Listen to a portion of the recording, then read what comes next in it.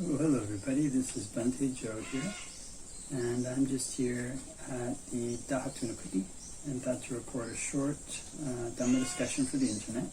So I thought we could start this little meditation, so we could lean forward a little bit, arch the spine, look about 3 feet in front, and close our eyes.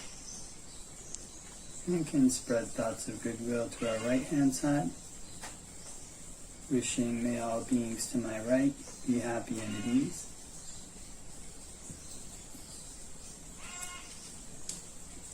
May they put in place the causes necessary to be happy and at ease.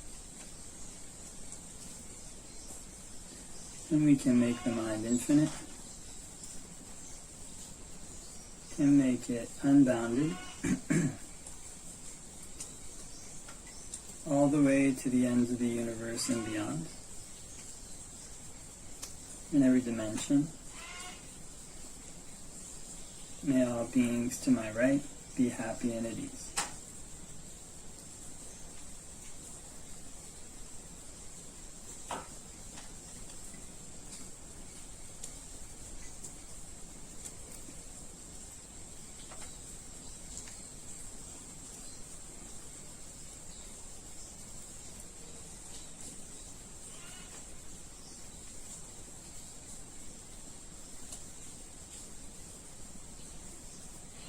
And can spread thoughts of goodwill to our right hand side and our left hand side, wishing may all beings to my right and my left be happy and at ease. May they put in place the causes necessary to be happy and at ease.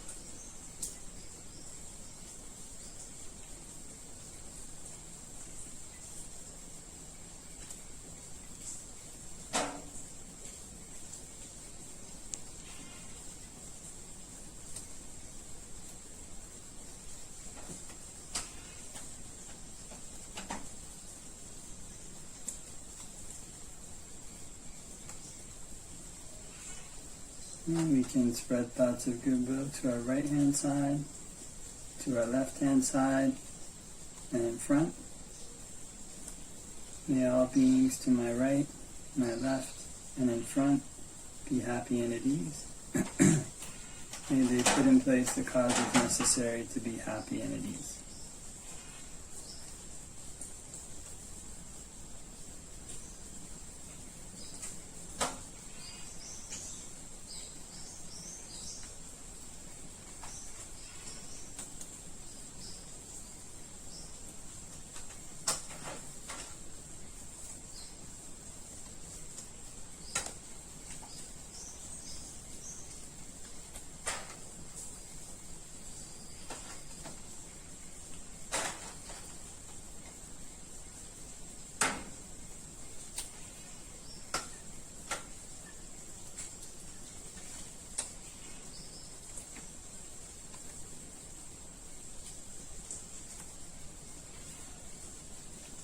And we can spread thoughts of goodwill to our right hand side, the left hand side, in front, behind, in all 4 directions. May all beings in all 4 directions be happy and at ease. May they put in place the causes necessary to be happy and at ease.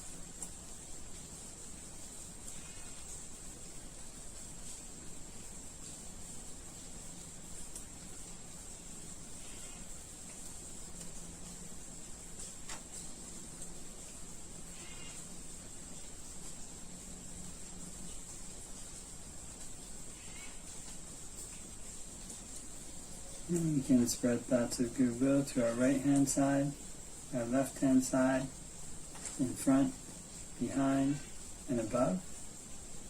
May all beings in all 4 directions and above be happy and at ease.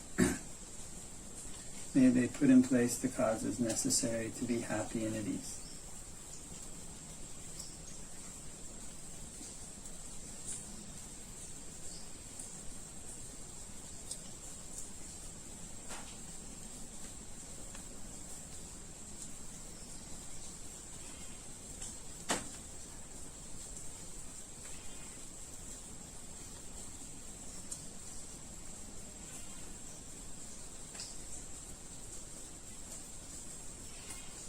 And we can spread thoughts of goodwill to our right hand side, our left hand side, in front, behind, above, below, all around in every direction, everywhere.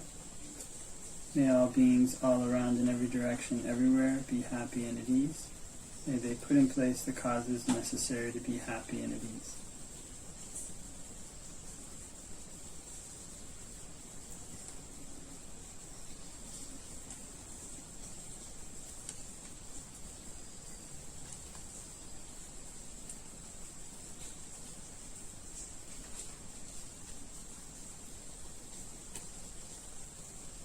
And we can open our eyes and do a short Dhamma discussion for the internet.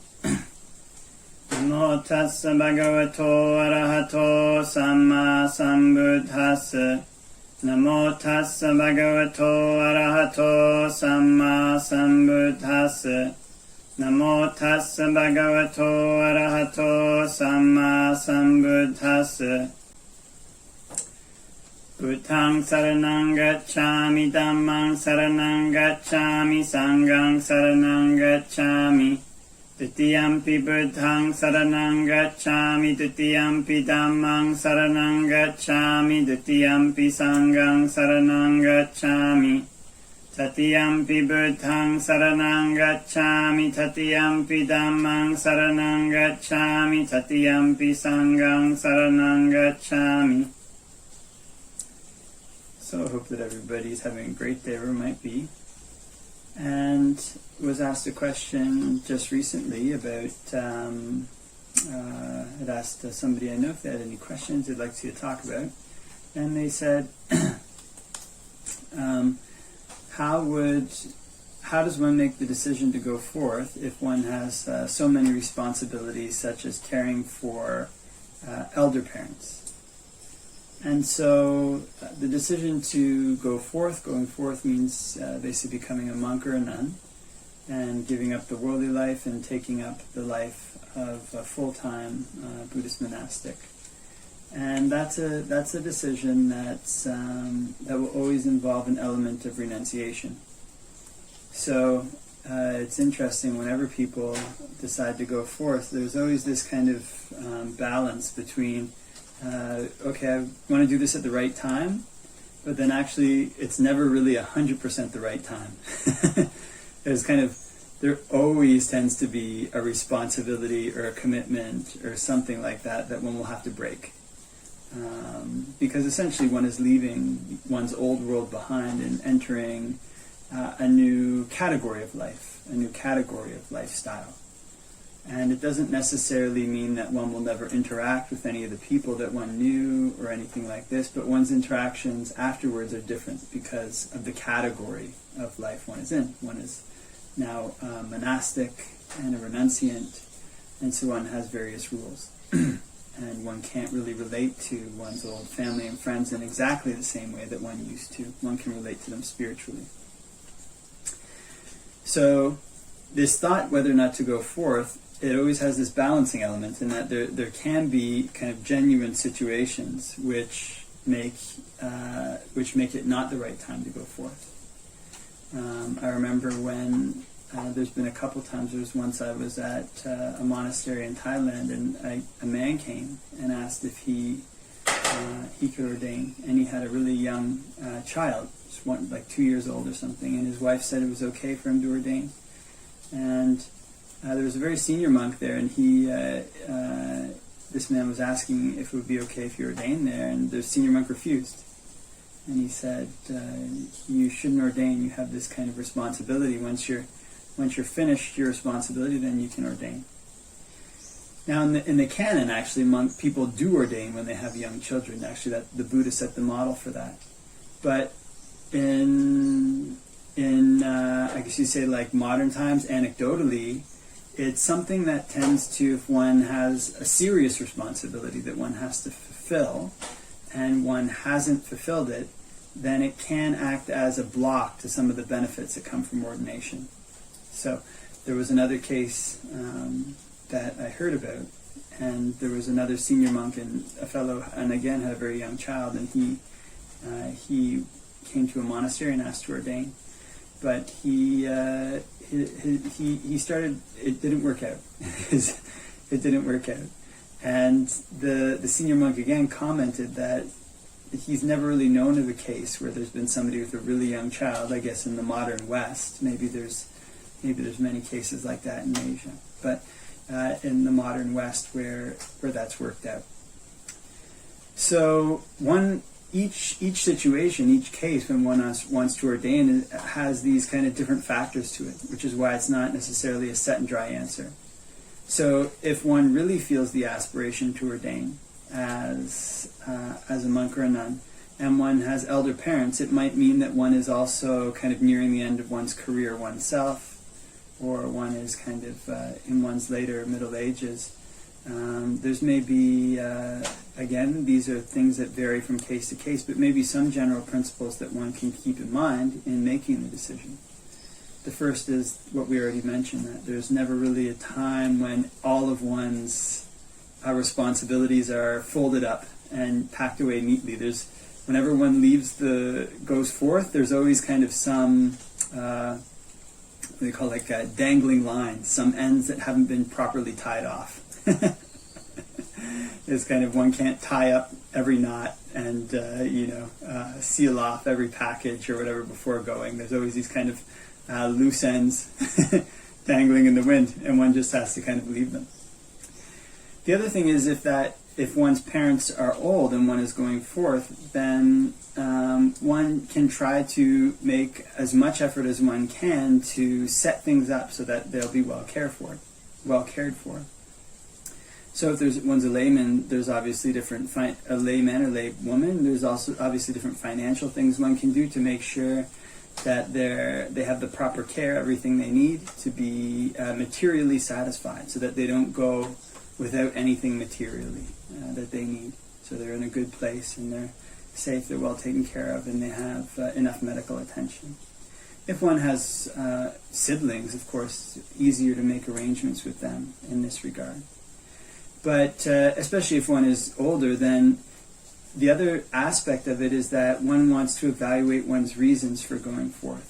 If one is going forth with the sincere intention to try to practice for the noble attainments that the Buddha recommends, then one will probably be going to a place where they keep strong standards of Vinaya. So one has to kind of carefully evaluate the reasons that one wants to go forth and evaluate what one thinks life gone forth will be like. If one is already old or older, then one will be starting at the bottom of the rung as a monk or a nun, and there'll probably be monks and nuns more senior who will be more senior but younger in years who will be teaching one how to live the monastic life. And if one wants to try to live the monastic life for the sake of nibbana, then one will be learning about these various monastic rules that one has to keep. And one will be living in a way that's very different from the way that one lived as a lay person. So if the mind leaps out to that, if the mind really wants to strive for that in one's later years, then all these things, probably there is a way that one can set things up. One can try to put as many situations in place as one can to care for one's parents and to tie off as many responsibilities as is appropriate, and then find the right place and the right time to go forth. So if that is the case, if one does have this aspiration, then these kind of things can tend to work out. So those are some of the things that one can keep in mind when giving this that option consideration. And it's kind of that there's never really 100% right time. The responsibilities will never be totally tied off. That if one really wants to go forth for the sake of nibbana, then probably if one's been working for quite a long time, one can arrange things to make sure that one's parents never physically lack for things. And they have everything they need to live with enough medical care, all these things up to the end of their life. And then also in going forth, it's also the case that one necessarily isn't totally cut off from ever seeing one's parents or speaking to them again. One can still speak to them and offer them spiritual support. It's just that a lot of the things one might have been able to used to have been able to do with them, one can't do. So this is another way that one can also care for them in their old age. One can still call them, talk to them, one can meditate with them, these kind of things. But physically, one would probably be wise to try to make sure all the material things are set up before one ordains. Okay, so those are just some thoughts on how one might make the decision to go forth. If one has many responsibilities, if one has elder parents. So hope that everybody has a great day wherever it might be, and wishing all the blessings of Dhamma practice.